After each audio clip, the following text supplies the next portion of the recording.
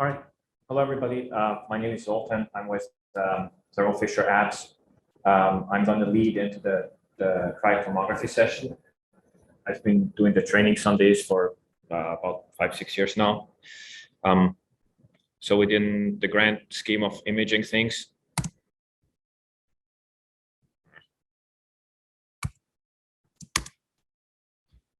so much for that. Tomography falls kind of right in this range between high-resolution electron microscopy, atomic resolution, and light microscopy. There's really quite a broad range. It has a lot of promise as a technique. You can use tomography for anything from large viruses, bacteria, cells, tissues. Any larger than that, it gets difficult just because there's so much mass that it's hard to get a beam through. And the big advantage of the technique is that you can get the 3D information of stuff that you couldn't get otherwise. So single particle analysis, which I'm pretty sure you're all familiar with, has recently experienced a revolution. We're down to close to 1 angstrom. But it assumes that you have particles that are more or less uniformly distributed in 3D space so that you get different views. With tomography, you don't have that limitation. You can study things that are not uniformly distributed, that are not in solution, that are heterogeneous. And that's really where the technique shines. Briefly, so the way samples are prepared, here you have basically, these are vacuoles or viruses in solution. You flash freeze it with a Vitrobot or any other tool that you want, just like usual. You take the whole grid, and then as you tilt the stage, you keep taking images. So you will get different views of the same thing from different angles. Collectively, this tilt series contains the information of the whole 3D volume that you were trying to image. And then essentially, there's more fancy techniques nowadays, but essentially you back project this to a common origin, and that's how you get the reconstruction of the original volume stuff that you were looking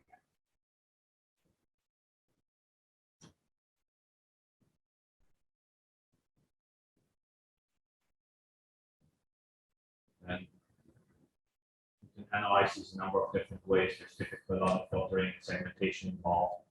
So here you can see that as it goes through, you get a Z stack of images. You go through that, and you have to segment out, color out the things that you're interested in, and then you can visualize it.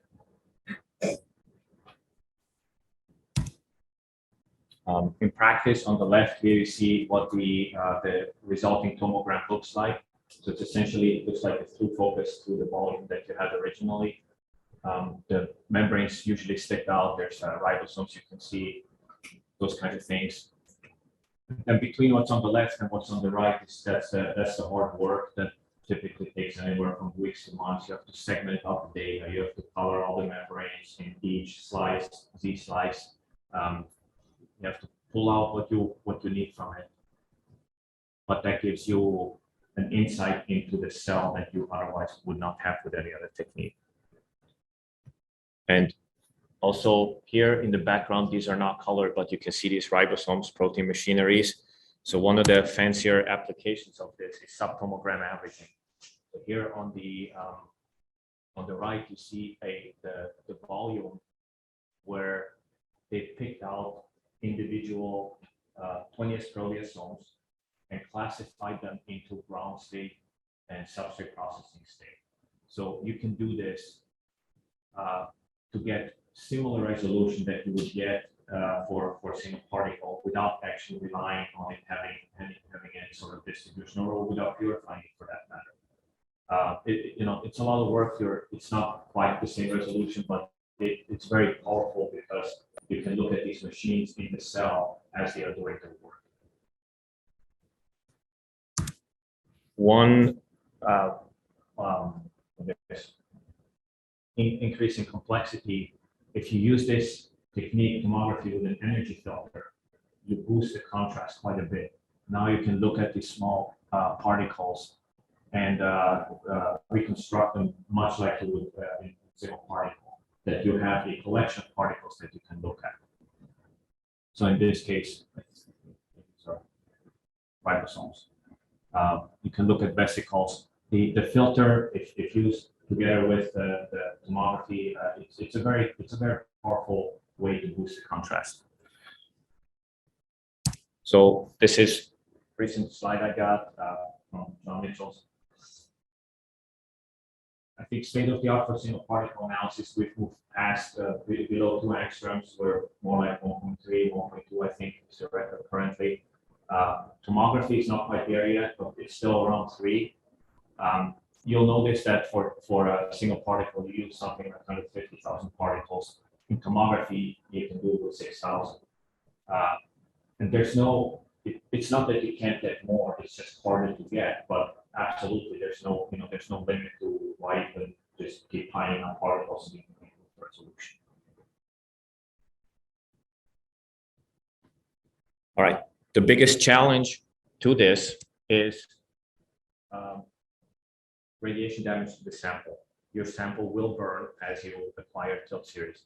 So here, without tilting the sample, they have just applied the same dose that you would for a tomogram over the image.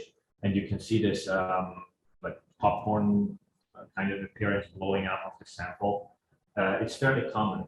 And usually that's where you're limited, because as this blows up, your fiducials move around, so your reconstruction becomes a lot harder. And of course, the sample gets destroyed. So with thin samples, this is less of a problem because it's easy to get a beam through and then record images. As samples get thicker and thicker, you need more and more dose just to get through the sample, but then at the same time, it also burns more. So ultimately, there's some sort of limit of what you can do, and you need to set this up for every sample that you're looking at. You kind of want to do this test and figure out how much boost can you give it before it burns up completely.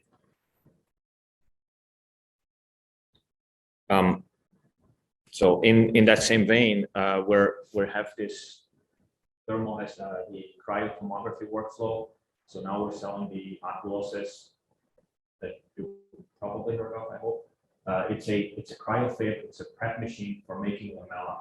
So if you have these cells that are typically micron thick, you can mill away large parts of the cell and be left with a thin slice of a cell that you can then image. So this is how that part looks like.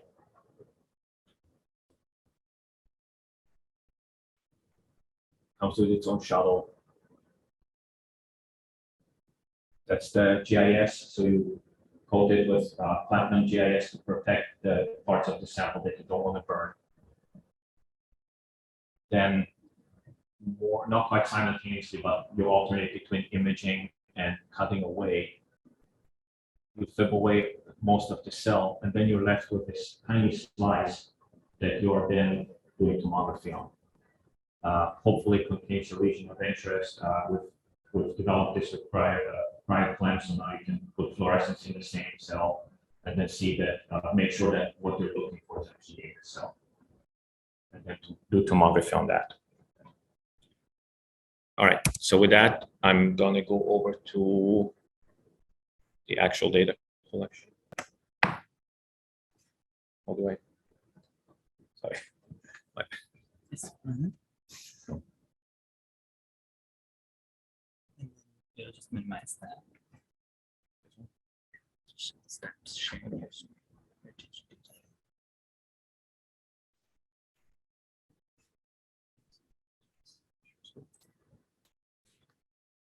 Oh, sorry.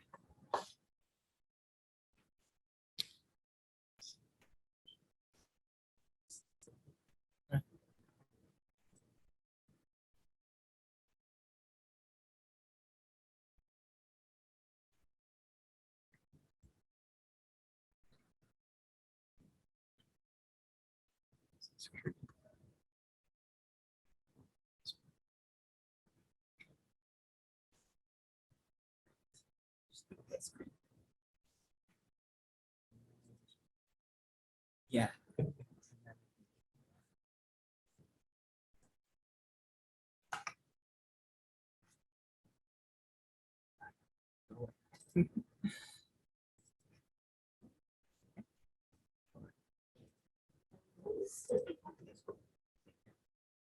Maybe technically, if they're on navigator.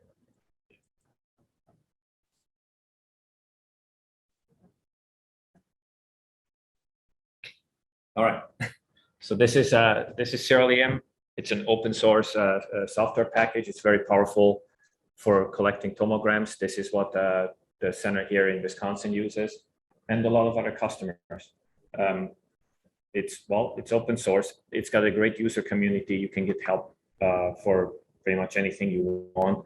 It's not all that easy to use, but there's enough people to help you. I'll just briefly go over the interface here. So here on the left side, you see all the microscope control parameters. So essentially, once the microscope is set up, you can pretty much run everything remotely. It has everything here from image control, column valves, change the mag, nanoprobe, microprobe. You can change the beam size. You can control the tilt of the stage. And then you have the camera that has a fairly extensive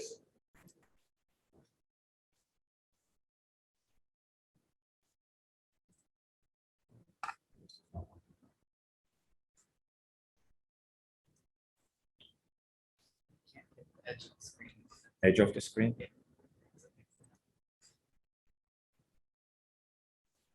Oh yeah, okay, there you go. So you can control the camera, just about everything about it. Binning, single image versus continuous acquisition, gains, exposure time, for it to wait to settle before taking an image, so the stage settles, counting mode, of course, all this. And you have seven different settings that you can assign. So you can modify this to your heart's content. Typically, the way it's done is you have a record image. That's what you care about. That's where you set up the camera, the microscope in its best state. That's where the high resolution data comes from. And then you want to take, for example, a trial image, which might be the same setting, but a very short exposure just to see that you're on target. You need to focus, of course.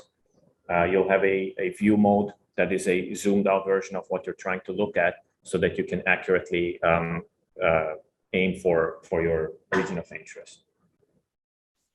And then the other big thing is here, the navigator. So you can queue up different targets and then have the microscope go to each one of them and collect the data at that spot. And then the other thing I wanted to mention is here, low dose mode. So this has to be turned on for you to collect data. This controls the microscope. So you turn this on, then you can tell the microscope. So here, for example, if I click on this, it says go to trial mode and then take an image with the camera settings that I specify. And there's a lot of alignments, customizations you can do that I can't get into, but I hand it over to Dan and he can tell you more about that.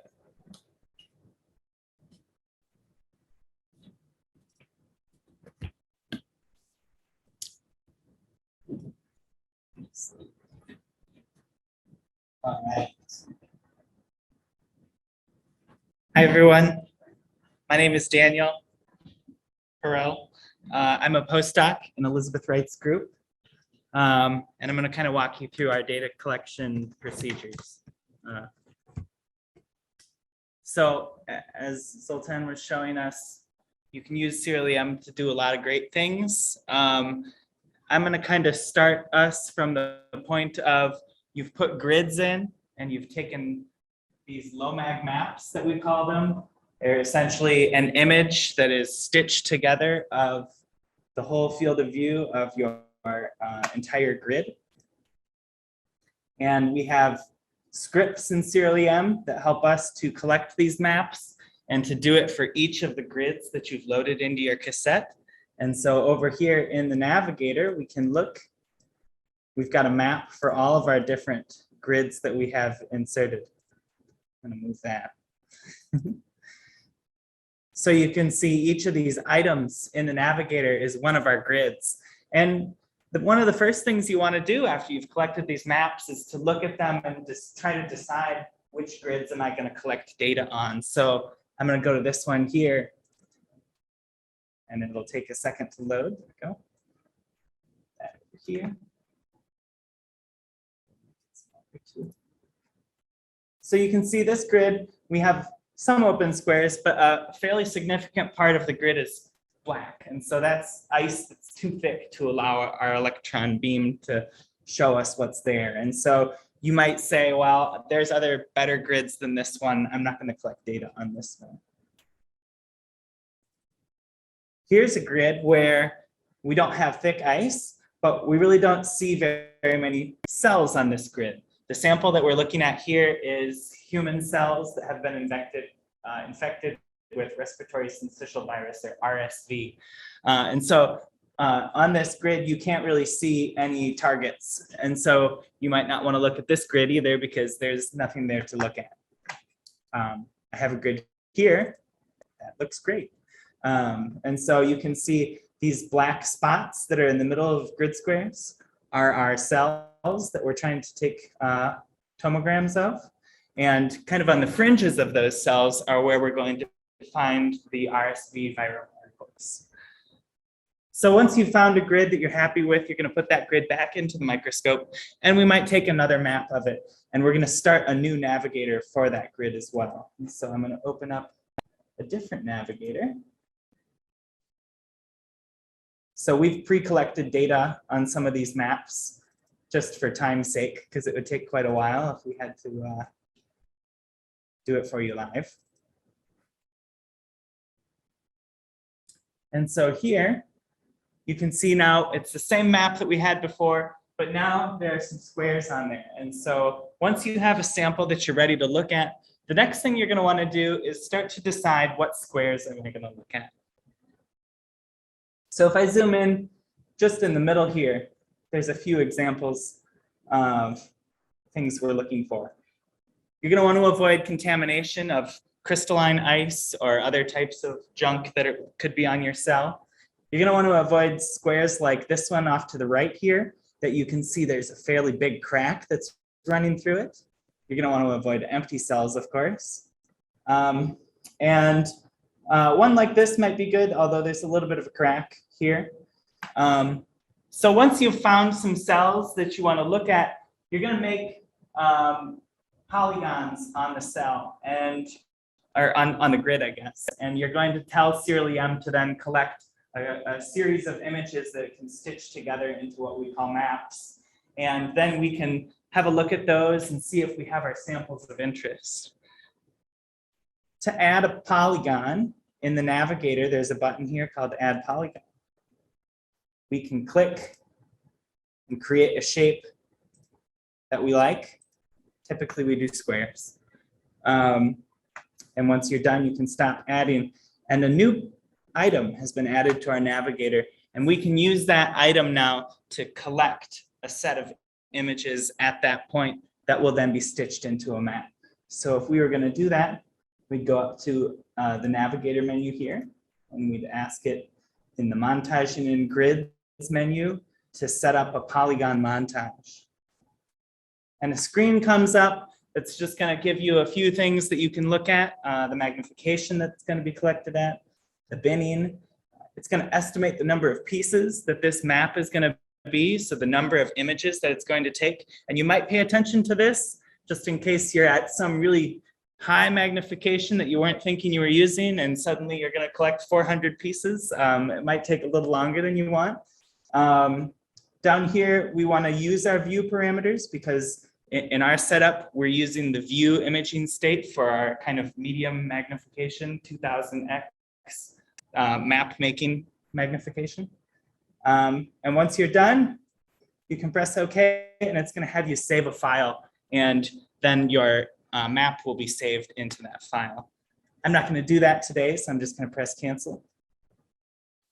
And you can actually set up several polygons and collect them all at the same time. So much like we made this one, you can zoom out and you can, oh, other way. And you can place polygons all around the map, and you can see that we've done that already. And once if you've made several polygons, you can use a different navigator item called Acquired Items to directly acquire a map at each of those points automatically. And you can pretty much walk away at that point and let it collect data for a while. There's a little bit of strategy that comes into play here, and it's dependent on what the sample is. So you can see that we have several different types of fields of view here. We've got these kind of smaller ones, we've got intermediate sized ones, and then we've got ones that cover the whole grid square. This might be something that you do in order to save time. These smaller fields of view aren't going to take as long to collect data on. In this case, not every cell that we see is going to have RSV particles associated with it. And so we'll place these smaller squares over kind of the fringes of the cell in order to tell us whether or not that cell has viral particles next to it or not. Once we find out that they do or not, we'll then go back and maybe take a bigger map of the entire grid square so that we know if there are viral particles all over, and then we can create more tomogram targets to get a lot of data.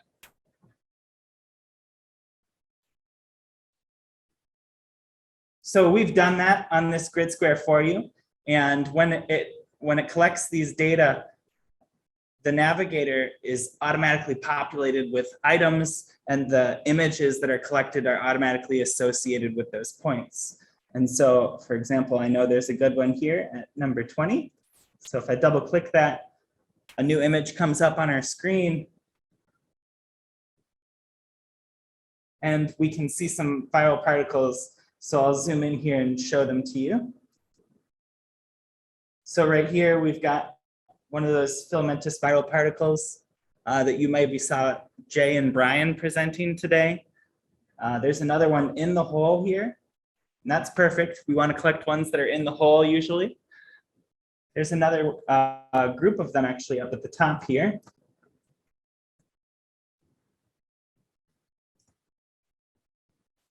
So here we have a group of particles. So at this point, you maybe have several maps that have a lot of really great targets that you could collect tomograms at. So you're pretty much ready to collect tomograms at this point. The last thing you want to do is to check the total dose that you can give. And Zoltan had a great movie earlier where you could see that cell that he was taking data on, where it was turning into popcorn kind of, right? You could see burning. So you wanna set up a few particles that maybe you'll sacrifice for this process, and you'll take successive images. We typically take an image that's giving a dose of 5 electrons per angstrom squared, and then we just take repeated images over that cell or virus particle or whatever you're looking at. And then you have to determine at what point do you see damage that you're not gonna kind of deem acceptable to your cell. And that's the total dose that you're gonna be able to give to your cell. And then you have to think about what's the tomography scheme that you're going to be using. Remember, we're tilting, by different angles and in different increments of angles. Typically, we do 60 degrees to minus 60 degrees in 2 or 3 degree increments. And so you have to take that total dose and divide it over the total frames that you're going to take. I think for this sample, they usually use about 100 to 120 electrons per angstrom squared total dose. So once you know your total dose and you're happy with the particles that you can see on several of your maps, then you can go and start to set up targets that you can use for data collection. You're gonna take 2 different pictures at this point in order to help Serial-EM to know where your cell is and help it to recenter itself in the case that it kind of drifts or gets lost. So I've got a number of predetermined targets here. So this first one, the first image that you're going to take is what we call a record image. This is your actual data collection magnification. You're getting a picture of what your tomogram's field of view is going to look like and what the actual data should look like. And again, Serial-EM can use this image while you're collecting your tomograms to say, okay, we've shifted a little bit off of our field of view. We need to recenter ourselves. The next image is an anchor image. So this is taken at our view magnification, which in this case is 2000x. I think the record image is at like 50,000x, 53,000. And so you can see this image is much more zoomed out. And again, this image is going to be used to help Serial-EM find your cell if it's kind of gotten lost. And especially, I think this one is used when realigning to that item while it's taking all of the tomograms, because it's going to need to run all over the grid in order to find your samples.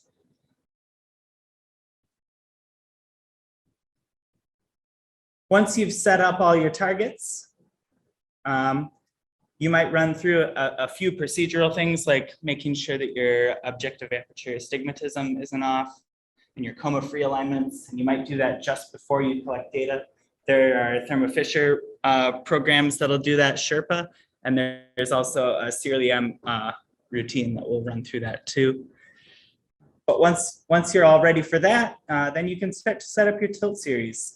So what you're going to do is you're going to take your navigator items that are associated with the review, or the record magnification, and you're going to tell the navigator that this is going to be a tilt series. And so here there's a button that's called tilt series, and we're going to click on that.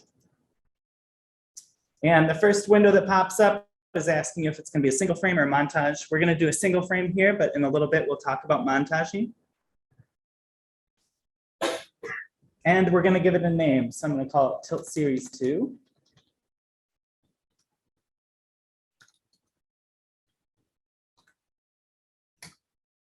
And then this big window comes up with a lot of panes in it. We're not going to go through every step of this window, but I'm going to kind of point you to the main parts and what's important. The tilt angle specification is the first one that we're going to look at. And this is where you tell Serial-EM, I want to collect a tomogram. I want it to go from 60 to minus 60 degrees. We're going to use a 3-degree increment here. And we're going to be doing a dosimetric scheme. So we're going to go from 0 to 3 degrees, then back to minus 3 degrees, and then to 6 degrees, and then to minus 6 degrees, as opposed to a bidirectional scheme where it might go minus 3, minus 6, minus 9, all the way up to 60, and then go in the other direction. The next one I want to kind of point you to is the beam intensity and exposure control. And this has a great feature where it calculates out the total dose for you. So we talked about earlier, we want to know what the total dose we can give is, and we're going to calculate how much dose we can give per frame, and we've set that up in the camera controls. And something's a little off here. We're not going to give it 500 electrons. And so we would actually, if we were going to actually do this, we'd go back over to the camera control thing here in the setup, and we'd change our exposure. But we won't worry about it right now. But like I said, we want to, for this sample, we probably want 100 to 120 electrons per angstrom squared.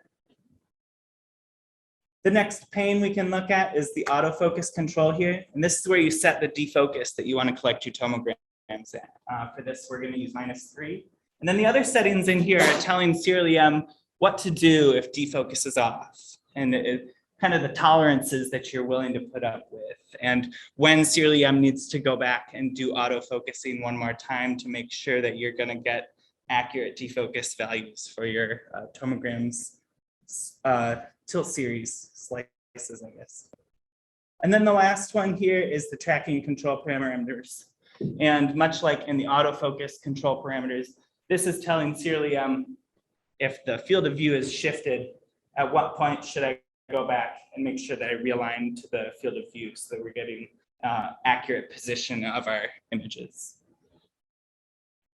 So once you're done with this, you can press OK if you're happy with all the settings that you've set up. You can see now that in the navigator, your item has been set at TS for tilt series. And you can go through for each of your targets now, and you can mark those as tilt series, and you can automatically use the parameters that you just set up, or you can change them slightly.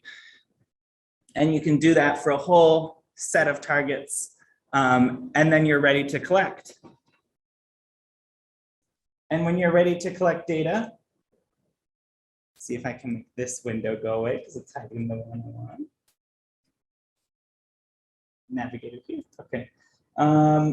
You can go into the navigator, and we're going to use this button called Acquired Items. So if you had several tilt series that you wanted to collect at, you could collect all of them. And in this menu, you're telling Serial-EM some tasks that you want to do both before and after tilt series collection. We have a couple scripts that we use here at the center in order to do some realigning accurately to our point, and then afterwards to help with centering of the energy filter. And then at the end, we're going to use this closed column valves at the end in order to protect the microscope after your data collection is finished. So then if you pressed go, it's gonna go and start collecting your tilt series. We're not going to do that now, but I do have a tilt series ready for us to use.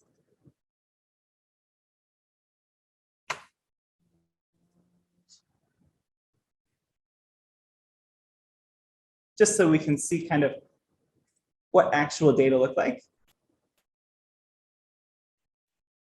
Okay, it's already open. So if I go to File and Read, this little window opens up and it's going to let me navigate to the ones that we want. All right, so here is a central slice of our tilt series, I guess the central tilt, not a slice. So this is the 0 degrees tilt. And if we hit the previous button, we'll start to go towards, oh, we weren't starting there, I thought we were. There we go. This is the middle slice. And if we use the previous button here, we'll start to go backwards towards the 60 degrees tilt. And so at first you don't really notice too much that it's tilting, but as we start to get higher and higher, you might notice that things are starting to look a little more skewed. The particles are starting to go on top of each other a little more, and the field of view seems to be getting a little bit longer even. And so instead of looking straight down at our particle now, we're kind of looking at it on an angle. So once you have this file, we have some routines that are programs that are run in the background in the facility that will automatically do motion correction and a few other things to our data and give you a final tilt series that you can then go and use with programs like eTomo for reconstructions and other analyses. So this is how we do a single field of view.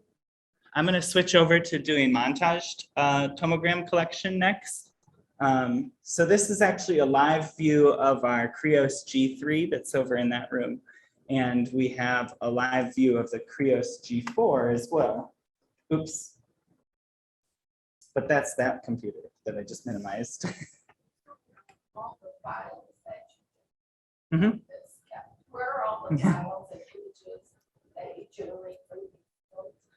Yeah, it's a good question. So the data are initially collected onto the camera's computer, and then we have kind of a back-end server that the data are automatically backed up to and processed. And then those data you can then log in and transfer to your own storage spaces. Yeah, and so you don't really ever have to interact with the microscope's camera computer, which is nice for everybody, I think. You can just log on to our clusters and get your data off of the center's kind of storage cluster. And I think some labs have storage with us. Other labs have their own storage solutions. So it kind of depends on what different labs are looking for. And I think external users can use Globus to transfer data.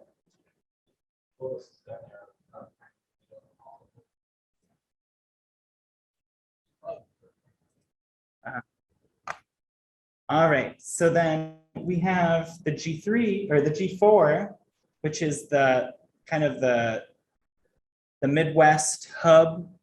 Krios is actively collecting montage data for us right now. So while I kind of give you a rundown of what that is, you can just kind of watch what's happening there. So you probably remember from Jay's presentation this morning about cryomontage. I'll give you a little bit of reminder though. So Cryo-EM data are great. We've had this great resolution revolution because of it. With tomography, we have a little bit of a trade-off that we have to deal with. If you want to zoom in and collect data and get all these high resolution structures, you also have to sacrifice the field of view that you can look at. And so you might lose the context of what you're looking at by trying to take a really tight field of view. One solution to that would be to use montaging. And montaging isn't necessarily new to the field of electron microscopy. We've been doing it with negative stain samples and plastic embedded samples for many years. The kind of relative difference is that with cryo-electron microscopy, our samples are often very dose limited. We can't use as much dose as we can with negative stain samples because we'll start to see burning in our samples. And one solution that the Wright Lab has been working on to kind of combat that is to use montage tomography, but use global translations in the field of view while collecting data to unequally distribute that dose because of overlapping fields of view around the field of view that you're collecting, so that there aren't these hotspots that get a ton of dose because of overlapping images. This work has been led by Jay, who you saw give a presentation this morning, and also Matt Larson, who's just in the back here. And it's allowed us to take montages that are 2x2, 3x3, and really the limitations are set by the microscope and how far it can do beam shifting accurately. I think 3x3 is kind of the max that we've been doing so far. The actual montage process is also quite rapid. It's using kind of a variation upon single particles multi-shot functions where you can take several images in one hole by just shifting the electron beam with beam shifting around. We're also doing that, so you might do focusing and tracking for your central frame at another position that's off of your sample.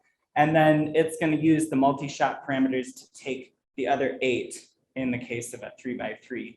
And because of that, we can actually very rapidly collect the different tilts in the montage. And we can actually take a 9x9 or a 3x3 montage, so 9 frames or 9 tiles in about an hour. And so you get 9 tomograms plus 1 really big tomogram in under an hour. I was talking a little bit about how we do these global translations in order to shift the dose. And in order to help us conceptualize how that's working and to help us kind of calculate how that's going to help us, Jay and Matt came up with this program that's called Tomographer, which will actually model where the dose is going. And there's a graphical aid to kind of help you see where the different dose hotspots are. And you can go to our lab's GitHub and pull that program down and use it. You can input a lot of parameters. It's pretty nice. The data that are collected are useful for subvolume averaging. Again, Jay was kind of talking about this morning. We collected data from individuals' tomograms and compared them to the whole tomogram and got fairly consistent results. And then finally, this program has been integrated with Serial-EM. So here we're running kind of the beta version of Serial-EM, it's 4.1. And actually right now, you can see that the image has been stitched together. And so you can kind of see these jaggedy edges on the bottom there.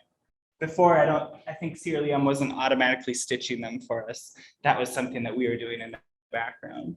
And so we've been working with David Mastronarde to kind of bring this montaging protocol to the forefront so that more people can use it a little more easily. Again, we have kind of our own backend scripts that deal with motion correction and stitching tiles and also rebuilding the tilt series for you at the end. And you can, again, go to our lab's GitHub page and find some of those scripts if you're really interested. Yeah, and so that's montage tomography. The files get pretty big. The resulting tomograms are sometimes up to 250 gigabytes for a whole tomogram. So you need kind of a pretty good workstation to work with them, but it's pretty cool that you get a tomogram of that entire area. Down here, it's showing you the number of the montage. So it's doing 4 out of 9 now. So you can kind of watch as it goes, and then it stitches them together. I think that's all I have to present. If y'all have questions, we'd be happy to try to answer what we can.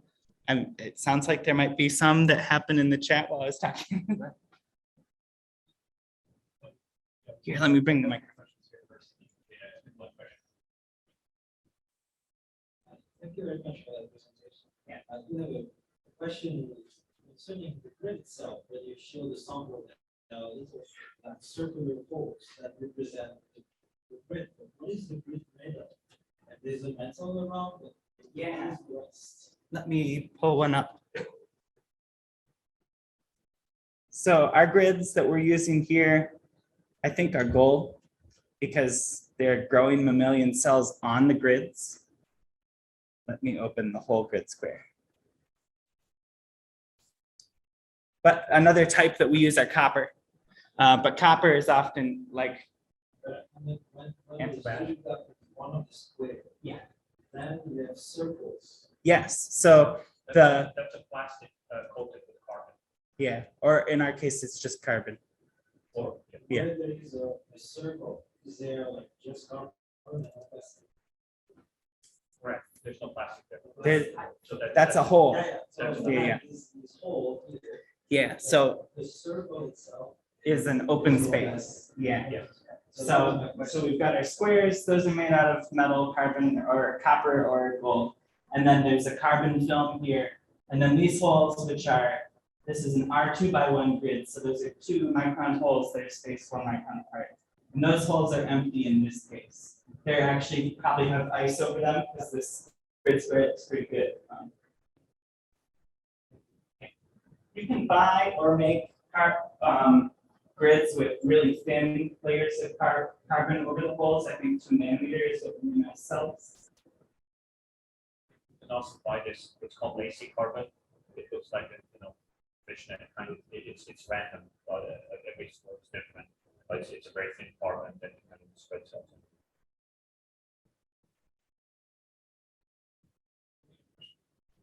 in. Okay. And it was also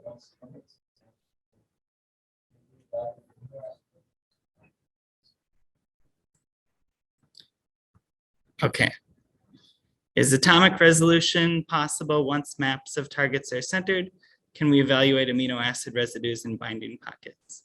So for atomic resolution, you're still going to need to go through some sort of image processing algorithm, like, and so in our lab, we use PEAT to pick particles in our tomogram, and then those particles get extracted as subvolumes, and then we can use the 3D reconstruction algorithms to then recreate 3-dimensional models. And so it's once you get to that point where you could start to evaluate whether or not you could see amino acid residues or binding pockets. I think the record for tomography is like 3 angstroms right now, which I think allows you to see some side chains. But you need quite a few tomograms and a lot of particles, just like in single particle analysis. Does that answer the question? Yeah, I guess I mentioned it as Yeah, so in single particle, okay, they say yes, thank you. Yeah, so in single particle, you can really more easily get to that because in a single image of a hole, you might have hundreds of particles that you can use for reconstruction. Whereas you might have just a handful of particles in one tomogram that you could use, depending on how prevalent that structure is. So I'm a bacteriologist. Flagella is one thing that people have done a lot of tomography on, but sometimes there's only one flagellar motor per cell. And so it's one tomogram for one particle. Typically, the structures are large enough and exhibit conformational flexibility. Yeah. That, you can't average them. So that's often why you can't get the tomography. Yeah.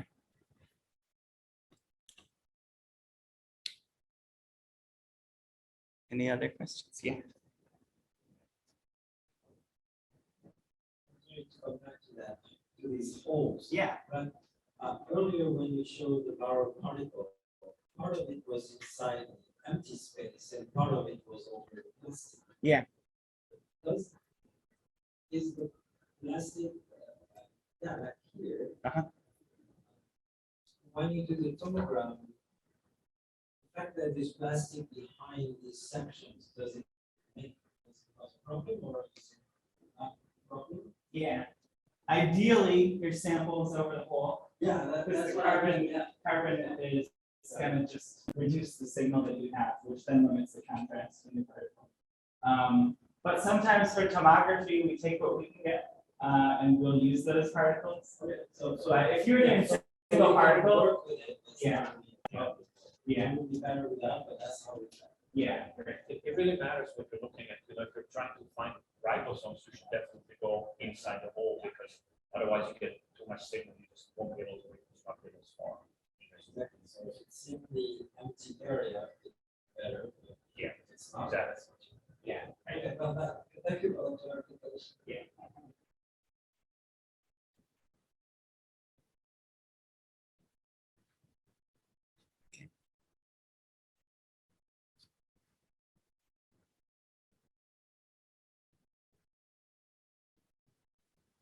Well, we got for sure.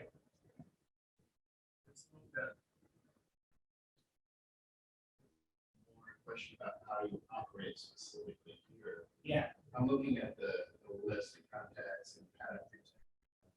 That it's a typical experiment with the number of boxes. That's each one. Which one is on just. And, Okay. oh, well, it's much longer list than what I was saying before. Okay. Yeah, yeah. Anyway, I'm imagining that this could be possibly over, in and are you coming in the middle of the night? Or are you deliberately picking up boxes to go through so that you have it for a day? Yeah, I would say, just from my own personal experience, it's a long day, but it's not overnight. You can, so the initial maps, the big ones, those might take you, if you filled the cassette, so you've got 10 grids that you're going to collect on.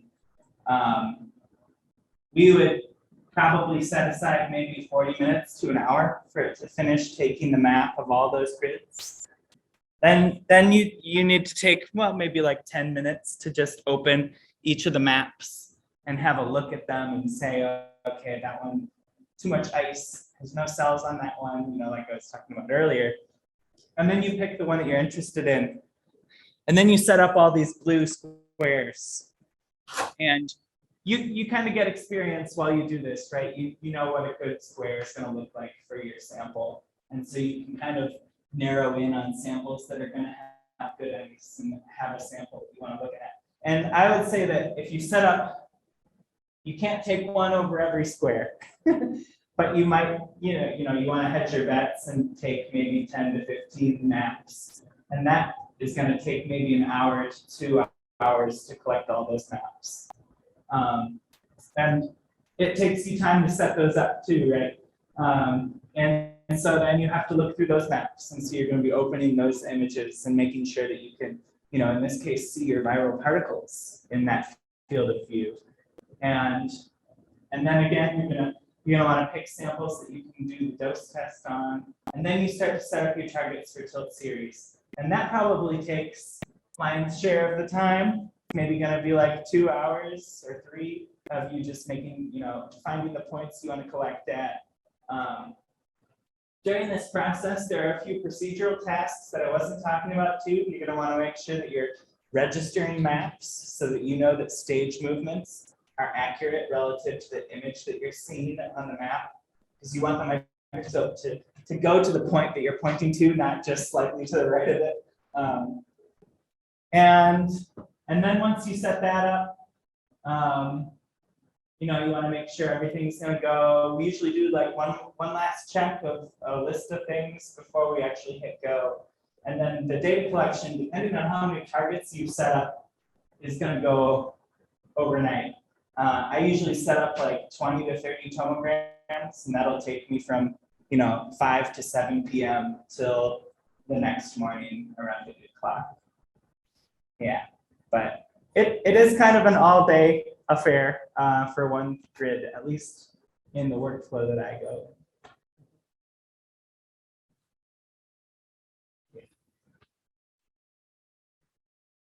But then you get a lot of really exciting data.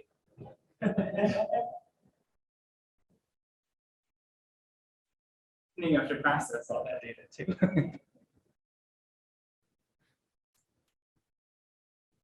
Is that about what you were expecting?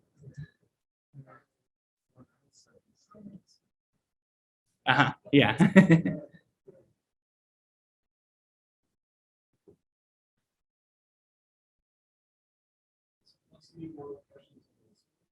Oh yeah. So is there a way that you're going to be able to log up all of this so that you keep on all of the grids that are a similar cell type or an experiment always, the same, or do you every time you're bringing in a new set of grids, always have to go back? Yeah, that's a good question. So I would say that you could probably, if it's truly the same cell and ice conditions are really similar, you could probably forego like the dose test and things like that. If you know your grid well enough that you know what squares are going to have good ice, you can probably eliminate some of the blue maps that you need to take because you know that they're going to be good squares. So you probably reduce some, yeah. Like there have been days where I was ready to go by 4 o'clock just because everything was going really smooth. But then there are days where it's like I have to like pull the squares out and it goes a little longer. Yeah. And it'll also let you save all the settings to find that you can just reload and then the microscope comes back with the Yeah. the way. Yeah, so there's this window called the imaging state, and that saves all the magnifications and things for you, so you preload those. Is that what you're talking about? Yeah.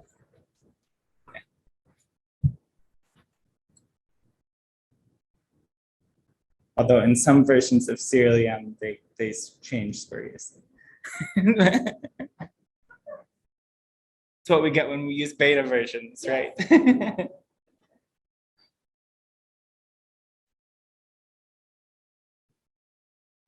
a question for liquid nitrogen and stuff like that. Mhm. Ultra cold overnight, you just put the tanks up and just let it run. Yeah, so the microscope has a fill timer. And so you can see here, it's going to fill in, what's that say, 38 minutes? And it automatically will fill. We have a nitrogen tank connected to the microscope and it fills the dewars every 8 hours, I think. So it's more or less permanently connected. Yeah. to the whole time. And if you know you're going to start your tomograms in like 20 minutes, you might go and say, fill now. Yeah. And it'll automatically start filling. So if somebody's in. Yeah. And so I've done that before. I've been like setting up my tomograms and I'm like, ooh, I'm gonna get started in like 20 minutes. And the timer says like gonna fill in 30 minutes. And we have some, again, routines built into the script that tell it to pause data collection while the filling is happening because the pumping of nitrogen is creating vibrations. And so I don't wanna waste 20 minutes or 10 minutes waiting for it to fill right away when my data collection started. So I knew I had some time, so I told it to fill. So I just told it to fill actually from here. Yeah. Yeah. Yeah. Yeah. And so once I started tilt series like collection, I do wait and watch the first usually 2 tomograms go all the way through, and before I like walk off. And if I have time, I live kind of close, so maybe around like 10 o'clock, I'll just drive here really fast and make sure nothing's blown up with the microscope or something. Because errors happen, and if it's simple enough, you might be able to just say okay or contact a facility person, but at 10 o'clock, you might be waiting until tomorrow.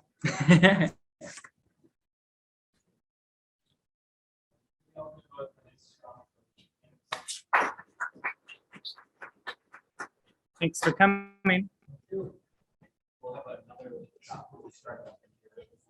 Pretty soon. Okay. Thanks everyone in Zoom too. Yeah. Have a good day.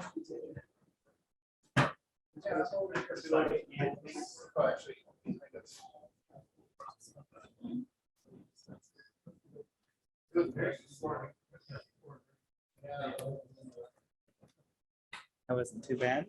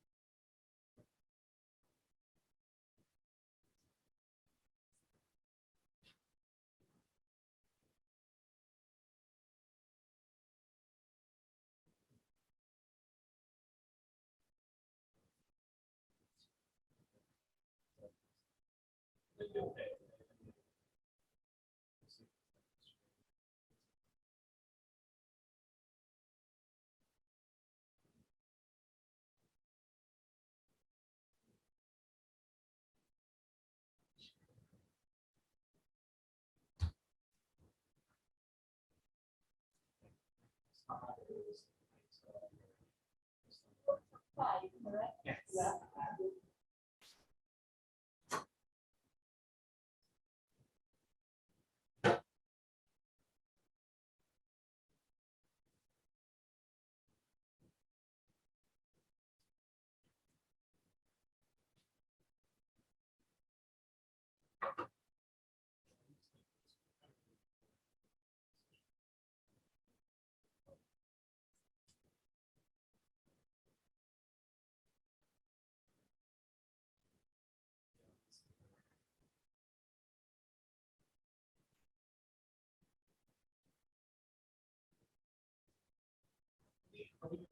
And I'll see how it look like in other sessions. Okay. Because I think this is getting better.